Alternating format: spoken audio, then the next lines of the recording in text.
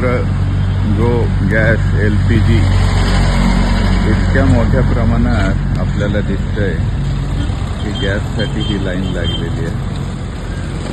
युद्धाचे जरी परिणाम असले तरी देखील गॅसला लागलेली ही लाईन बघितली रिक्षाची तर आपल्याला अंदाज येतोय की काय करायला आपण काय करून बसलो. निसर्ग आणि पर्यावरणाची सगळ्यात मोठी हानी आपण केल्यामुळे या सगळ्या गोष्टी इथं घडत आहेत आणि यासाठी आपल्याला वेळीच जागं होणं फार गरजेचं वाटतं. बघितलं केवढी मोठी रांग आहे. ह्या रांगा आणि सामान्य माणूस ह्यात पूर्णतः अडकलेला आहे. रांग अजून संपत नाही आहे. आपण जर बघितलं तर ही रांग पूर्णतः मागेपर्यंत गेलेली आहे. बघायला हरकत नाही कुठंपर्यंत रांग गेलेली आहे. मंगळवार बाजारातली ही रांग शेवट त्याचा कुठं आहे म्हणजे एकूण पाहता हा भयानक प्रकार. युद्ध हे जरी सांगत असलं एखाद्या वेड्या माणसाचं कारनामा आहे म्हणतो आपण, ज्या काही गोष्टी म्हणतो, पण नाही. माझ्या दृष्टीने निसर्ग आणि पर्यावरणाची जी लूट चाललेली आहे त्या लुटीला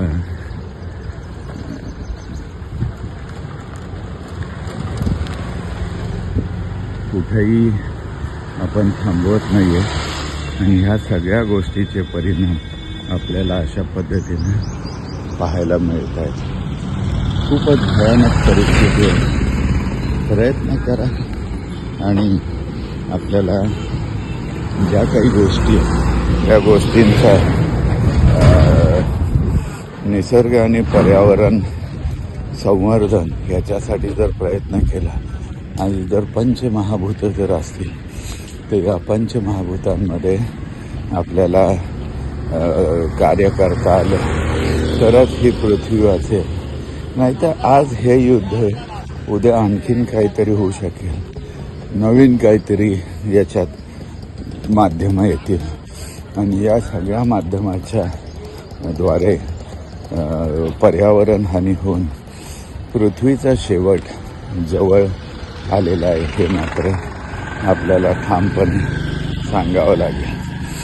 आपल्या दृष्टीनं आपण नैसर्गिक स्रोतांवरती अवलंबून राहून जर काही गोष्टी करू शकलो तरच यातून सुटका आहे. अन्यथा आपल्याला या गोष्टी नित्याच्या बघायला लागतील, कायमच्या बघायला लागतील आणि हा प्रकार वाढतच आहे. भयानक प्रकार आहे असं माझं वैयक्तिक मत.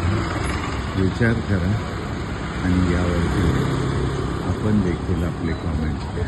धन्यवाद.